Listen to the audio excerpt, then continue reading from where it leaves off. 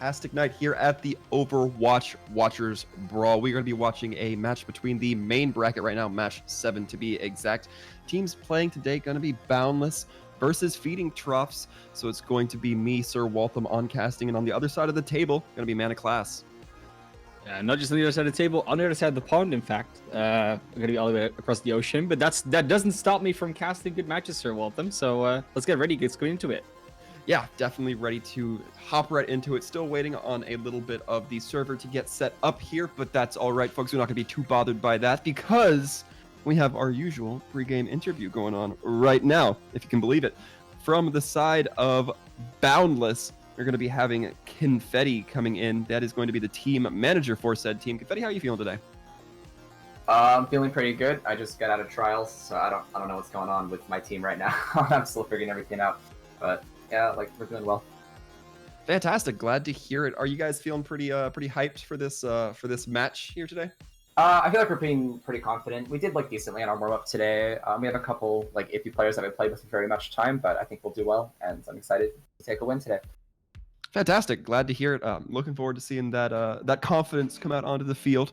Now, you're, as I mentioned a little bit earlier, the team manager for Boundless. Yep. What does that involve from your side? Because I know a lot of different teams kind of utilize their roles in the administrative side, I'd say, a little bit differently. How does your day look on the side of management? So I'm in charge of trialing players, booking scrims, appointing coaches, etc. I basically run the internals of the team. I'm in charge of nearly everything. I obviously get feedback from players, etc. But that's basically what I do. I don't know, there's a lot of other stuff to it, but yeah. So you mentioned coaches and things like Yep. that. Am I correct? Yes. Now, how closely would you say you have you work with them or have oversight over the coaches and assistant coaches, if applicable? So I don't coach the team at all. My main job with coaches is to make sure that communication is solid between the coaches and that the coaches are teaching the players correctly and that they're actually doing their jobs. I don't actually coach anything. That's not necessarily what I have to do. I work closely with the head coach to make sure that the roster is in order, players are showing up to scrims, players are going to their VOD reviews, players are doing one-on-ones, etc. And we kind of tag team it like that, but I don't necessarily coach them. Yeah. Fantastic. I mean, it makes a lot of sense. You don't want to be taking on more plates than you can handle, I guess is the best way I can say it. The words are there, they're just not coming out right now. But yeah, it makes a lot of sense. Now, we're going to be moving on. Have you guys are playing the Feeding Troughs today. Have you guys done any research, looked into, heard of this team? Or are you guys just kind of flying a little blind on this? I think we're going in blind. I don't recognize any of the players, and I don't know if any of my boys recognize any of the players. And I was unaware if we could even do any scouting on them because I don't know of any tournaments they've played in. But we've been preparing against really good teams in the past couple of weeks, so I think we'll be fine. Well, fantastic. Definitely hope to see that come out onto the field. And it looks like now everybody's going to be getting set up and hopped into the server. So, Confetti, I think that's all I have. Man of Class, did you have any last-minute questions?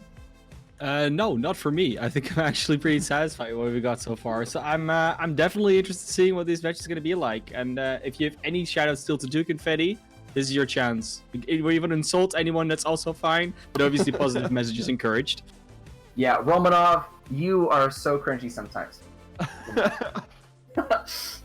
Ruin my Do you care to elaborate, or is that just it? No, I love Romanov. I'm kidding, please don't. I'm on the wrong, I'm sorry. Don't worry. We'll try to set the record straight and giving some good compliments during the game. Don't worry about that one. All right, and with that, Confetti, want to go ahead and say thanks for hopping in, just answering a few questions with us, but best of luck to you and your team out there today in this match. All right. Yep, thanks. See you guys. Absolutely. Now, Man of Class, with that done and dealt with, now we're going to be hopping on to Eichenwald for our first map. How are you feeling about that? What are your opinions on Eichenwald? I mean, I love Eichenwald as a map currently. It's because it seems a little bit more creative usually.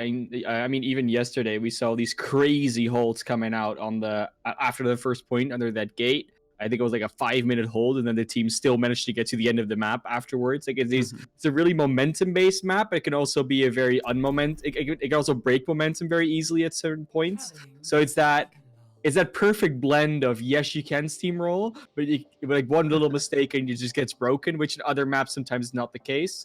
I'm very excited about these teams, though. I mean, we saw the Phoenix Troughs do very well in their first match, which they won. Otherwise, they wouldn't be here. But I'm also seeing a little bit of a familiar name here on the other side of Boundless, because I'm not mistaken if that's the same person that is the supposed that got into contenders for Chicken Contendies.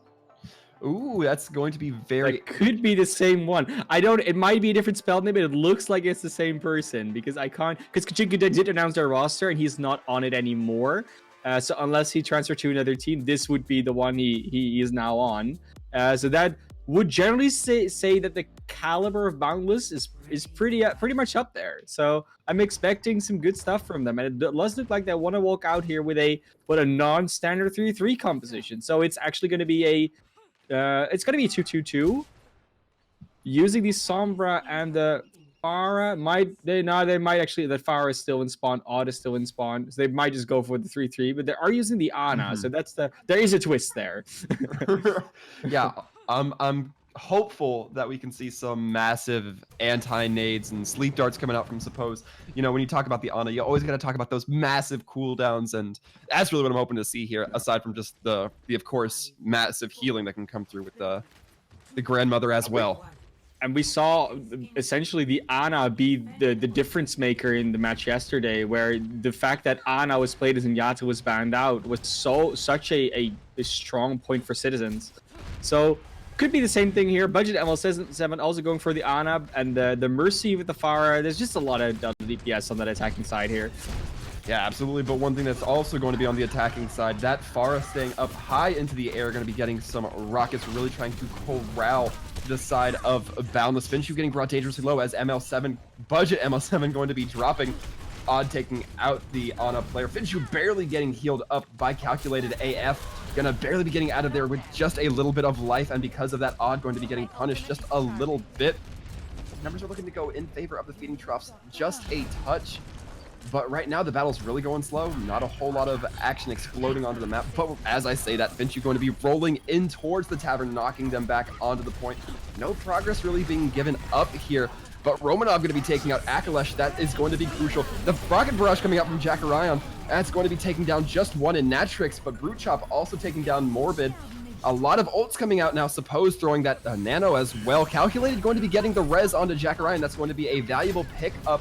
Will it be enough to tilt the fight, though? Odd really doing their best to try to put Jackarion in a tough spot. Finshu getting brought low and brought down by Romanov. That's going to be crucial.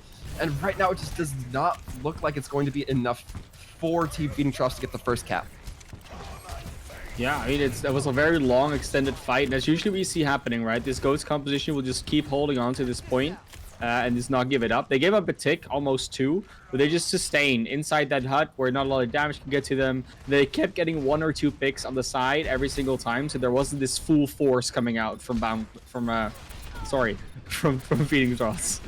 Oh, and Dan Twist going to be getting a nice kill early on, but supposed to be taking out Finshu. A lot of tanking gone from the side of the Feeding Troughs. Diva Bomb going out, not going to be finding anything, not going to be too bothered as Romanov going to be melting the rest of the team down. Suppose taking down their support counterpart. Odd finally chasing down Jackarion, and it's going to be another suppression from Boundless, but they're going to give up a tick for it. They are. I mean, 1 tick per fight. They're now 2.5 minutes down, so time-wise, they should be able to get this third one in that case, but they don't really have any ultimates to work with, so they still need a little bit of time to work that out. They do have the Dragon Strike, which did actually get Morbid's life last time, but Morbid is ready to just throw the sound barrier out from an unexpected angle. And we're going to be hearing that dragon come out. Not quite sure where it landed, but going to be taking out Suppose. The sound barrier going to be hitting 5 from Morbid. That is crucial in keeping the team healthy and wealthy here. Romanov melting budget ML7. The Earth Shatter coming out from Natrix, not going to really be landing a whole lot. not going to matter though as Romanov continues to melt that Wrecking Ball. The Hammond player, played by Finchu, going to be taken down. The Rez, however, coming out, going to be bringing them right back up. Brute Shot getting taken down by a nasty Fire Strike from Natrix.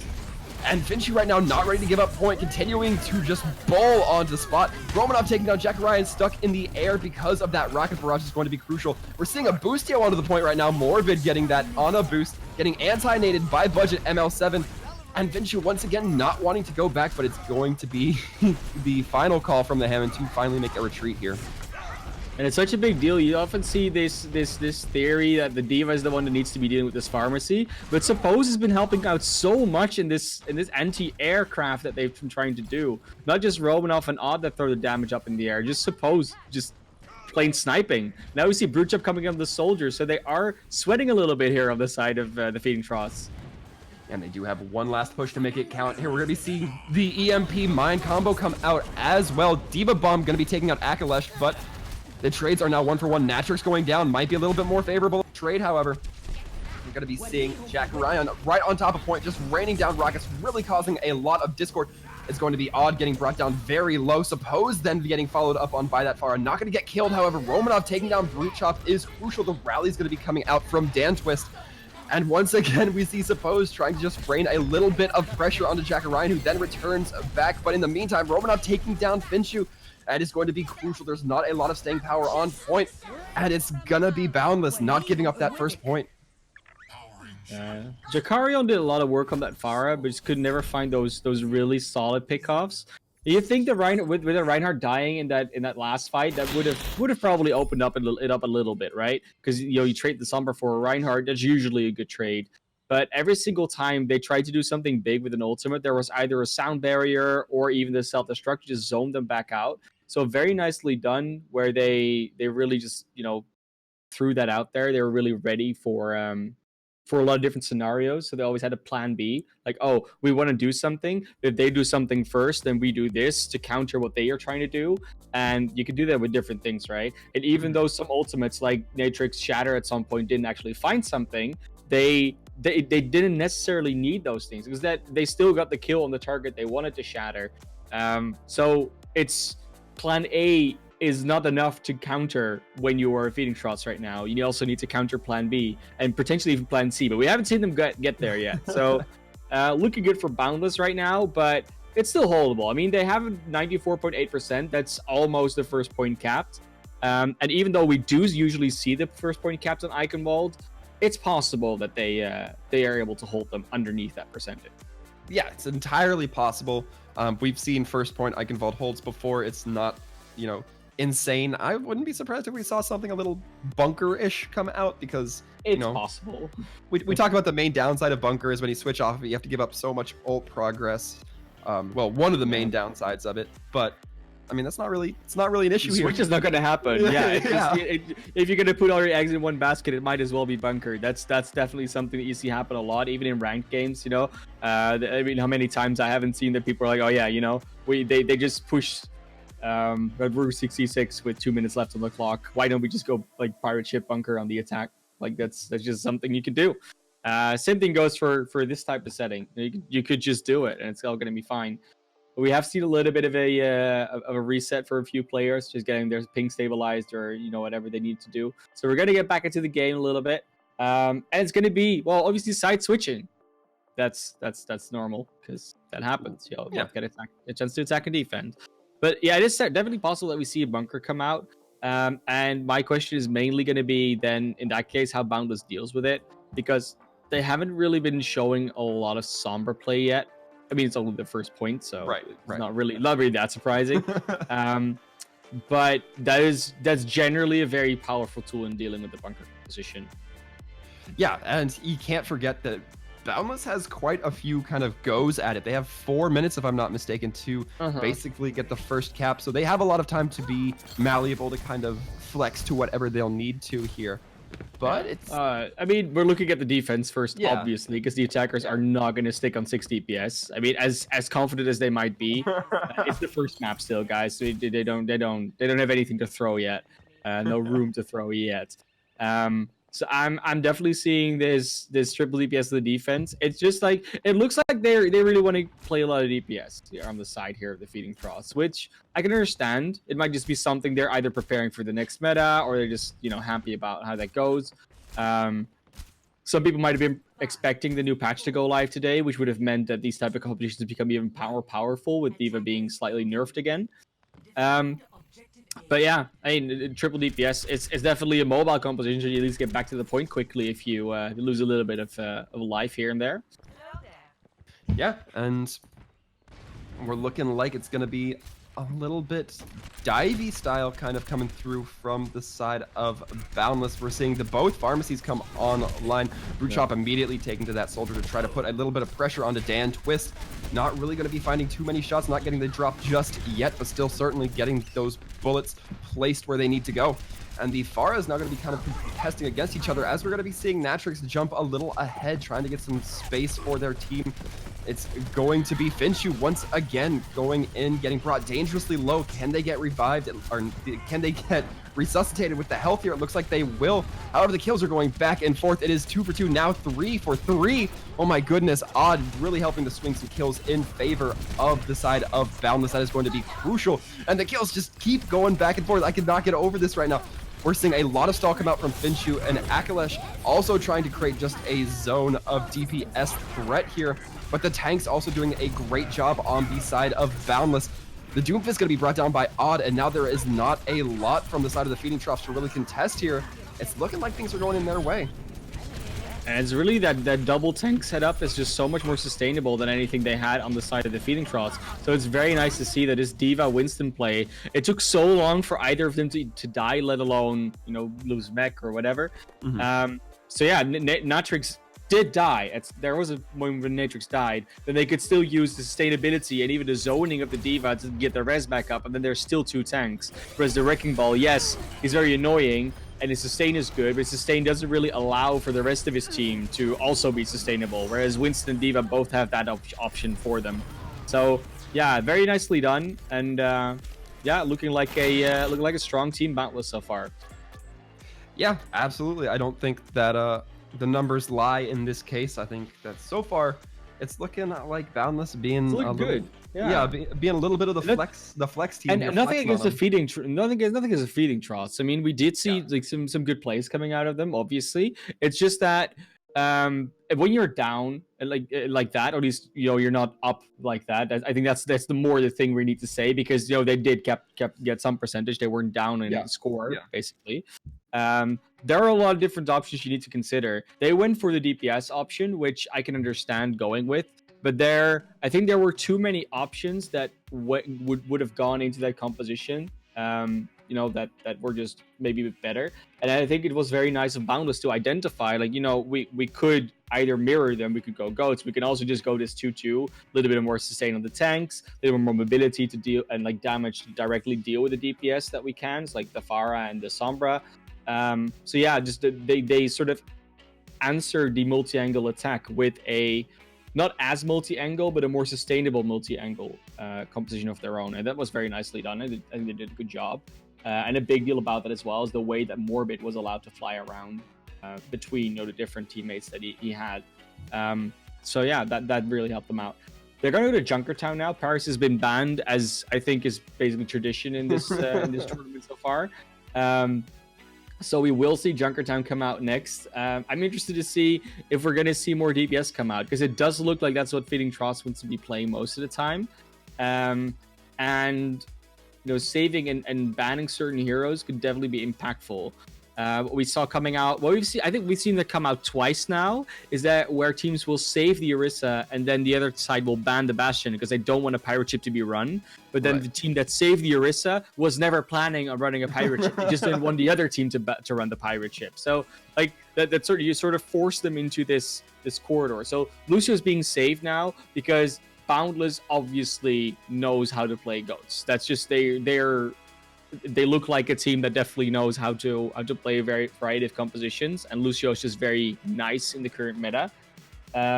Not as strong as he was, especially when you look at those multi-DPS compositions and some other bunker compositions as well. He's not as necessary. Right. But the fact that Calculated and for his team is banning the Sombra here kind of should tell you something that could come out here, which is a pirate ship composition. Because you don't need Lucio for it, but a Sombra is very good against it. So the way you generally run it is that you can just keep running it until they finally get you off the cart. And there's like 2 distinct points at which that could potentially happen, which is after first or directly after second.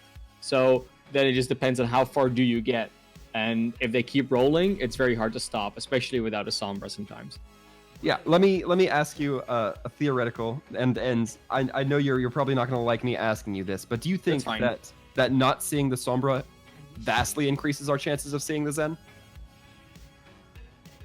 I don't know if it vastly increases our chances, but Sombra is definitely a good hero to play against the Zenyatta. And Zenyatta definitely can have trouble dealing with the Sombra. On the other hand, both Zenyatta and Lucio's ultimates can deal very well with EMP follow-up. So there's still a lot of teams that will choose to run Zenyatta's, especially when there's also Zarya's on the other team, just to be able to use that defensive ultimate a lot. Because it's not just about, oh, he can get killed by an EMP pretty easily. Mm-hmm. It's about what happens when he doesn't get killed by an EMP, the value that he gets in that case. So yes, we could see the Zenyatta, but again, I think with D.Va being nerfed soon, there's a lot more teams that are willing to play more Ana.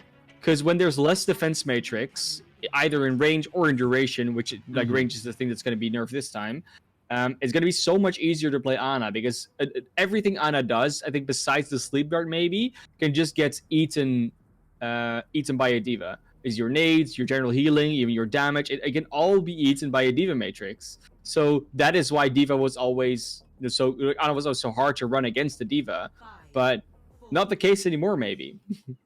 Yeah, perhaps gonna not. be Goats versus a potential bunker style Bastion thing. I think they're just looking what's out there.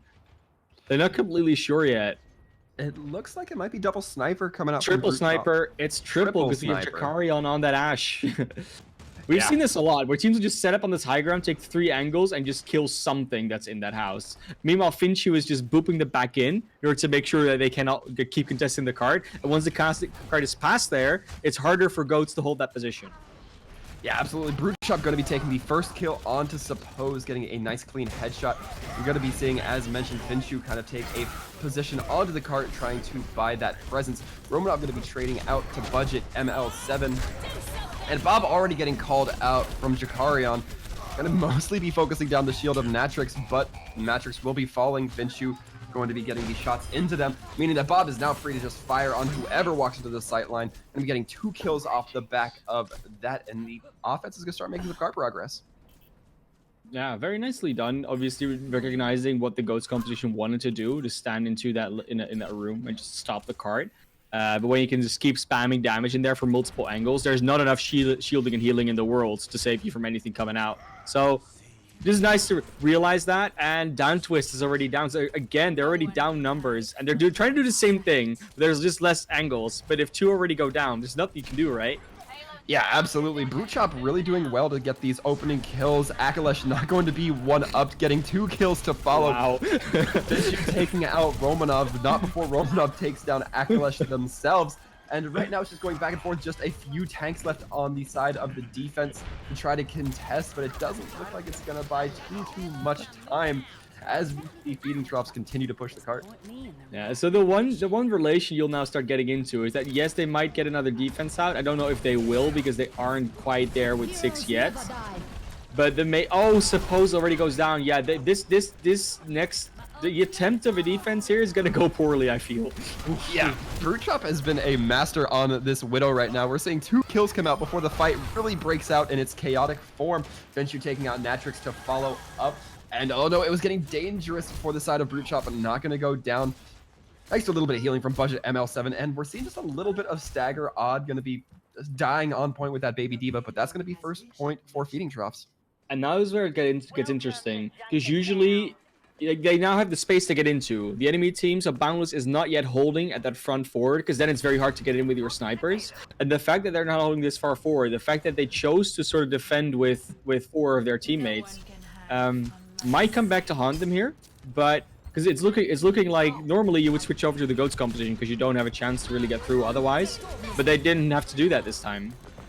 Yeah. Oh, Romanov firing out the grab, going to be followed up by 2 kills. Carry on and Finshu both going to be dropping, and it's looking like the defense might start to try to make a comeback. Bruchop, however, still getting the kills here, not letting their team be 2 down and out, but gonna be extracting before they themselves get killed. And now Boundless gonna start to reclaim the point. Yeah, and now the question is always, are they going to switch off? Are they going to switch off to a different composition style? But they're not. They're still on this composition, trying to deal with this goat setup, and they do get done to a straight to start off. Yeah, Akalesh getting a great opening with that ult coming through. They're going to be getting the nano onto Odd, who does clean up Akalesh in kind. Now we're seeing the sound barrier come out from Morbid, going to be landing onto 5. Finshu bringing out the mines as well. Not really going to be landing onto anything. Odd once again trying to focus down Bruchop, this time going to be successful. Not a lot of cart progress being made for the ults that were put out there. Yeah, I mean, they are getting a kill here and there, but they just don't get the value that they maybe need to get out of this composition in order to keep running it. So now they're going to switch over to this Fools and Yata 3-3, which I think is a pretty good move, to be honest. But now they're going to be down in ultimates, so they have nothing to work with. I think the furthest they're going to be is like 10%. And no, that won't actually hit anyone. Yeah, Natrix going to be getting the kill onto Jakarian, though, and that's not going to be a problem. The fact that they that D.Va bomb, they're still going to be getting the kills. Odd chasing down Finshu, and we're seeing actually Akalesh getting chased all the way back to spawn. They're getting aggressive with this on their defensive hold. Yeah, and I mean, they should be. I mean, they have a nice choke and a nice high ground to work with. So they can definitely be holding up here. Like, Boundless is a very good positioning. You see this happen a lot, and that positioning and the way this map is structured is exactly why you saw the Phoenix Troughs having to switch off that sniper composition, because there's just no space to work with, no space to create, no openings to be gained. Yeah, absolutely. We're seeing the teams sweep out from underneath. Finshu going to be dropping very early. Suppose going to be giving the nano boost out. Going to be helping. Lots of kills coming through. Oh, Akalesh getting brought very low. it's Not quite looking yeah, like this. Akalesh is not getting out alive there. They're going for that kill. Yeah. We'll be able to just jump off the map straight away. No long stagger after that, so that's at least a nice bonus. But oh, it's just brutal. It's just brutal. Now they'll have a minute left. They do finally start getting some ultimates up, but there's still some on the defense as well. So they definitely need to watch out for those self-destructs, the grab. Not that much the support department though. Like, that's where they definitely shine. They have that Zenyatta. So when the grab comes out, they'll be in a much better position than Boundless will be when it happens to them. Yeah, absolutely. It's going to be the grab coming out from Romanov, and we're going to be seeing the Transcendence come out, as you mentioned. The D.Va bomb coming out, not going to be landing anything calculated, landing a sound barrier. 4 members. Earth Shatter coming out, landing onto 2. A counter Shatter landing, not going to hit anything on the side of Finshu getting the slam. And now it's just a slugfest on point. Bruchop getting brought down. That is a lot of DPS is going to be gone for the attacking side. And with that, we're seeing the teams get slowly separated. Jakarian going to be getting separated and then picked up. It's not looking good. There's 15 seconds left for the attackers to make a play. Yeah, and it wasn't just the DPS that was gone. It was also the grab potential. So now Bruchop is going to come back in with not a lot of time left. Still has to grab in the bank, but it's 5 seconds. Will they be able to make it? We're going to be seeing here. They're going to make it to contest cart, but Morbid going to be dropping a sound barrier to keep everybody up. And a lot of swing come through. Budget ML7 brought down dangerously low, and 4 members get knocked down from the shatter from Natrix. That is valuable, but it's not looking like it's going to be enough for the offense, despite Budget ML7's Transcendence coming through. And then the rally from Jakarian. The D.Va bomb also coming out. Not going to find anything, though. It is just looking like it's a little bit of holdout here from the offensive team. And really, Boundless looking so good here. They're not letting up. Romanov taking down Jakarian. And the kills go not back and forth, just all towards Boundless as they try to keep possession of the cart, which they're going to successfully do. Yeah, and it's just how this map works right now. As you will see a lot of teams actually not starting out with a 3-3 when they attack. They'll all go for these DPS, maybe some snipers, maybe a Bastion. But we see so many teams, defensive teams, now being able to completely dismantle such a composition, no matter the old situation, as soon as they capture first. Because that high ground, that close hold, all those chokes, it's so much harder to use your space in order to, A, deny the defenders the opportunity to approach you safely, and B, to attack, to give you the opportunity to take different angles on the defenders. So that is why, yes, it can be very effective to start up DPS. A lot of teams see like a lot of success with it, but a 3-3 can stall it out for a long time, which is what happened. I think they stalled it out for at least like maybe 2.5 minutes just by standing near the cart. And then when they got into that second phase, yes, they got the first fight out, but they just couldn't get the cart moving any further than that first bend. And that's just not that far in the grander scheme of things, where you see Junkertown being completed most of the time. Yeah, it's not an insurmountable task for the side of Boundless. It's not. Really I've seen weirder holds. I've seen holds under the first bridge, and it's definitely possible. It's just that's the reason why they just eventually couldn't get further, because they didn't have the ultimates to work with at the time that they needed them, because they switched off to the 3-3 a little bit late, because they had to switch basically. Yeah, we are going to be seeing what looks like once again the Bastion Baptiste bunker. Yeah. Loving it.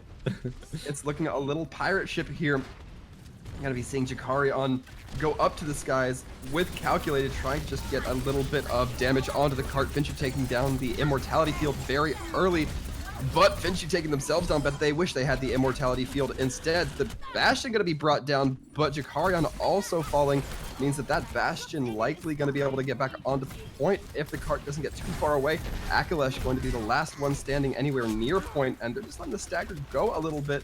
Oh, Jakarion getting slept is brutal, getting hit by the anti-nade, suppose cleaning up. And now Akalesh going to be remeching, just trying to get out, but once again not able to. Akalesh just in such a rough spot. Yeah, we did talk about this, right? A Sombra's banned, so a very good composition to run is a composition that normally has a tough time dealing with a Sombra. And this is one. I mean, the Immortality Field cannot be hacked, Bastion cannot be hacked. They're just running through, so very nice from Boundless, recognizing that win condition. Yeah, and already we're seeing Finchu get brought dangerously low, so much so that they need to actually take a little bit of a fallback. Gonna be hearing that battle cry come out from Romanov with the nano boost. Going to be receiving a lot of increased damage, taking out the Mercy mid-res, Calculated AF, not going to be getting too much value out of that one. And we're seeing Boundless takes first point with 5 minutes on the clock.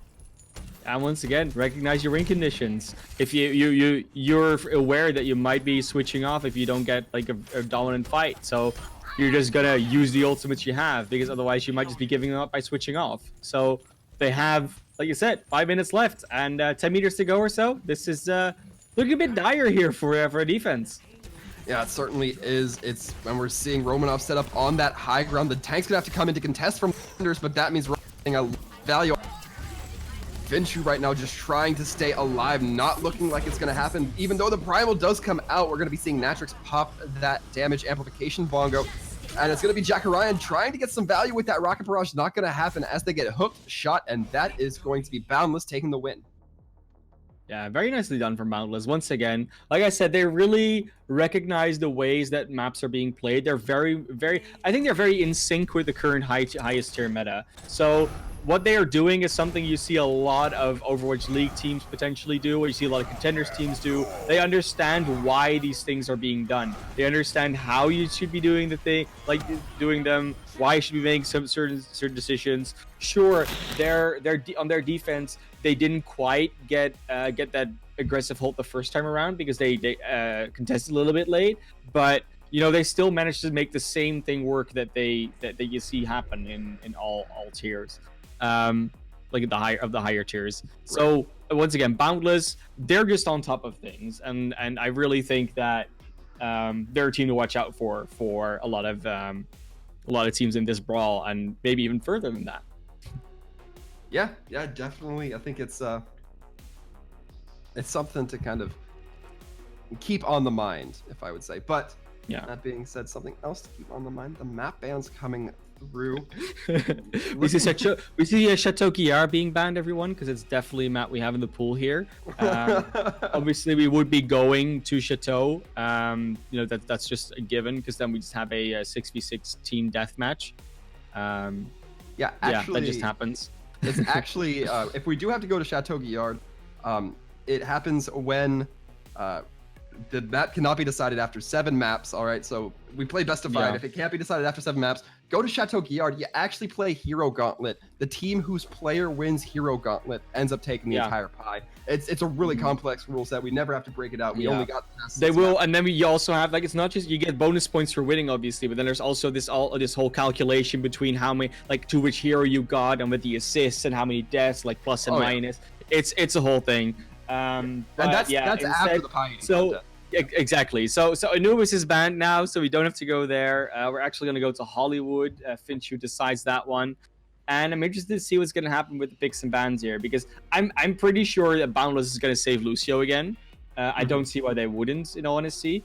But what's Feeding Troughs going to ban? Because last time they banned the Sombra, that they didn't use the Arista composition that I thought they might. They instead went for the triple sniper attack and then like had to switch off to goats and just didn't really keep flowing after they got that first point. But yeah, I mean, if they're going to go for a bunker defense here, that could be interesting. We do see Boundless just going for that defense first most of the time. For anyone who doesn't know, a lot of teams that feel confident about winning a match, they'll usually go for a defense start.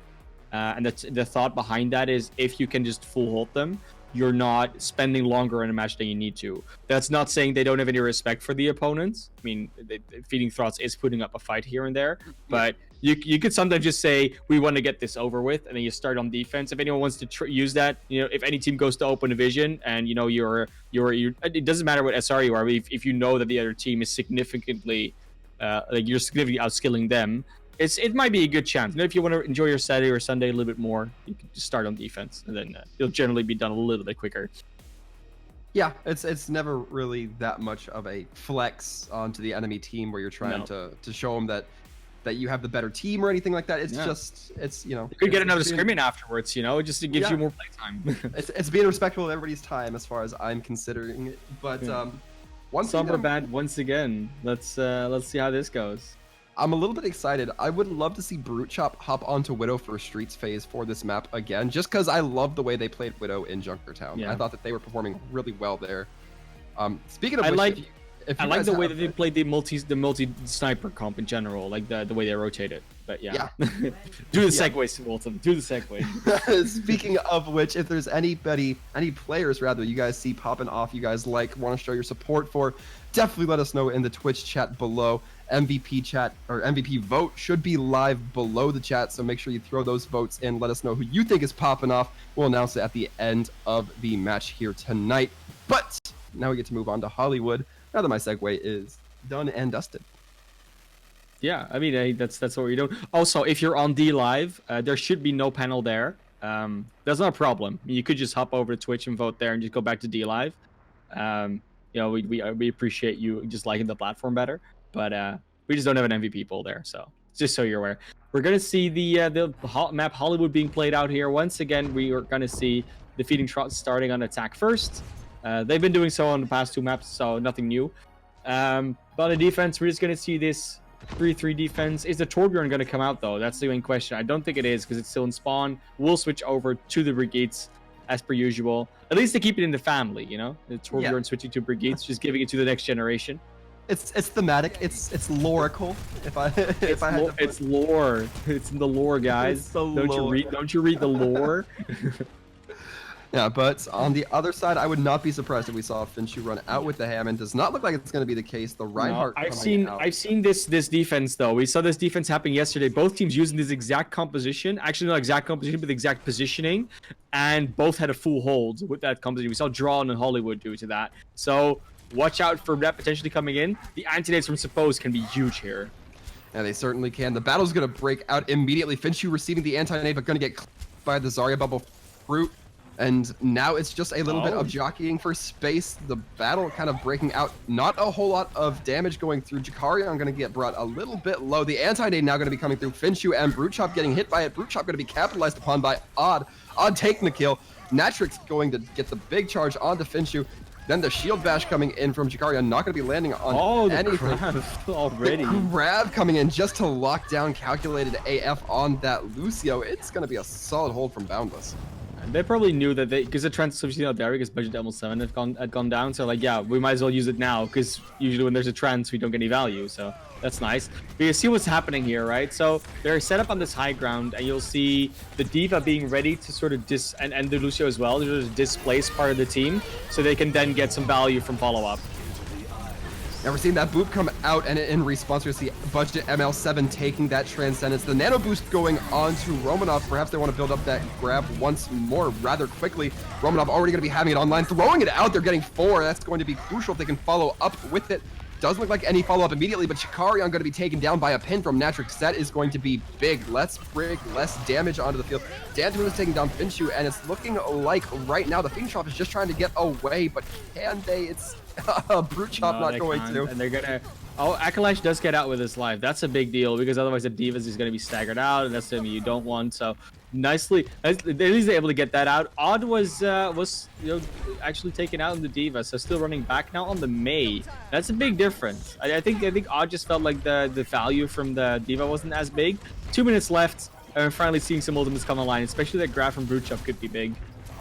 Yeah, definitely going to have to be keeping an eye out. The Maywall coming out, separating Finshu as well as Budget ML7. However, the collapse does not seem to be there right off the back.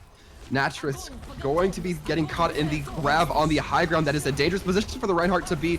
Romanov taking down Calculated, and Natrix somehow survives despite what felt like 5 members just barreling down on them. The Earth Shatter going to come down. Finshu getting knocked down, but having the bubble. A big anti-nade. Finshu, Brute Chop, and Jakarion all getting caught out by it. 3 members getting knocked by the Earth Shatter. And it's going to be Akalash trying to get away from the Maywall, but not going to be getting shield bashed, but not going to be punished too hard because of that. The kills are going back and forth right now. Romanov's taking down Calculated might turn things in their favor, but Odd then getting traded out instead. The grab coming out now from Romanov. Not going to be fighting too much off the back end of that. Akalash taking down Dan Twist might be the turnaround they needed.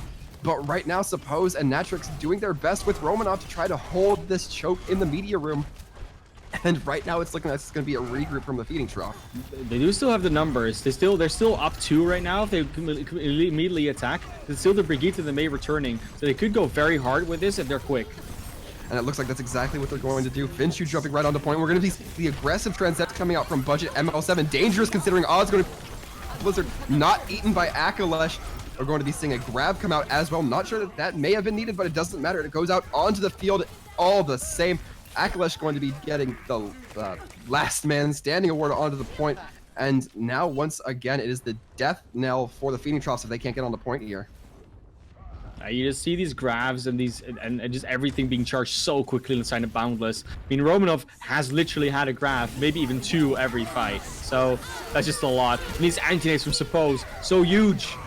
Yeah, Calculated dropping that beat right as they get brought down to about 20 HP. That is Romanov taking down Finshu. Going to be getting a lot of charge for that. Zarya has the grab, throws it out, gets their counterpart in Brute Chop. Brute Chop not going to have that grab to respond with. Despite being at 99%, that is crucial. Akalash getting booped right off the point in mid-air. Going to be in that Baby Diva form, trying to hold on, cannot, as the Feeding Troughs are going to let the time tick down. That's going to be a full hold from Boundless. I think we saw two grabs come out from Brute Chop and about 6 from Romanov. So like that's the difference what you're looking at, right? The damage that's coming in from the side of Boundless is just so much heavier. Especially when the damage also cannot be healed up by supports when there's just an anti-nade on them. So a lot of plays is working out very well from Boundless. Like I said though, this map yesterday was a full hold draw for both teams because playing on this high ground, using that Ana and that Diva, or at least using that positioning in general, is so powerful because you always have to drop your opponents. You always be able to potentially split them up a little bit. And I do see teams using it a little bit differently every single time. Like today was the first time I saw it used with a Mei, Mei and an Ana. So it could be another new twist that we're getting here from the Feeding Troughs. Could also be they set up with this bunker like they're looking to be doing, and we could still see a draw on this map because it's been a very drawable map of late, at least a very full holdable map of late. Yeah, that's absolutely not outside of the realm of possibilities. I really liked the way we saw Odd play that Mei the first time around. You don't think that having that high ground is necessarily going to facilitate the Mei wall as much, but they still made it work really well, especially separating the teams that was trying to go up the stairs from the team that was trying, or the part of the team that was trying to shield and all that kind of good stuff. It worked really well. Curious if they're going to make it work as well on the attack if they even choose to go it that way. Yeah, so we see a double shield coming out here with a Doomfist. No Mercy, which you'll see often. Instead, it's going to be the Ana and the Baptiste in support. And yeah, I haven't seen this particular setup yet, so I'm curious to see how they're gonna pull this one together. Yeah, indeed, and we are going to be seeing Brute Chop get set up on high. The Maywall coming out from Odd, that's going to give enough time for Boundless to really get that rotation in. And right now they're taking it a little bit slow, knowing that they really don't want to try to push this. The Maywall coming out once again, but the Immort field going to be following up. Dantu is taking down Akalish. That is a lot of shielding that's going to be gone. However, Dantu is then getting traded out by Finchu. Right now it is looking a little bit back and forth. Jakarian taking down Odd. That might be crucial here. The Bastion's still up for the defensive side. The pin going out from Natrix, looking like it may have just been to get away. And Romanov getting pinned into the defender area right now, and it is. Suppose actually use that nano late. That might come back to bite them later. But Jakarion actually getting traded out is a big deal because there won't be as much disruption. And what's not going to happen now is that it's going to be Morbid using that amplification matrix in order to break the bunker because they'll have more damage on the attacking side. What I am curious to see though is whether Calculator can maybe get it up on time, and then they can also use the nano because then the damage from the defenders is bigger. Yeah, absolutely, but Finchu coming in from behind with the big shatter. Well, a three-man shatter going to be hitting, but it looks like the side of Boundless going to be doing more damage at the end of the day, despite those members going down. The bongos for damage amplification going to come out as well. Jakarion taking down Natrix, going to be taking down the bongo as well, but it's not going to be enough. Boundless going to be taking first point with a score of 3-0 against the Feeding Troughs. Well, you've seen it here first, kids. If you want to break bunker, just run a stronger bunker. They use that Maywall to just and the immortality field to be able to set up, and the double shields. So eventually they were in a stalemate position, and then it's just who has more damage on that frontal shield. And it turned out that's the side that also runs the May and the Ana, because they could just keep because they could just keep shooting into that shield, as opposed to the other team that has to either wait for the wall to drop, has to wait for other things to drop, and yeah, that just helps. Just definitely helps the attack there.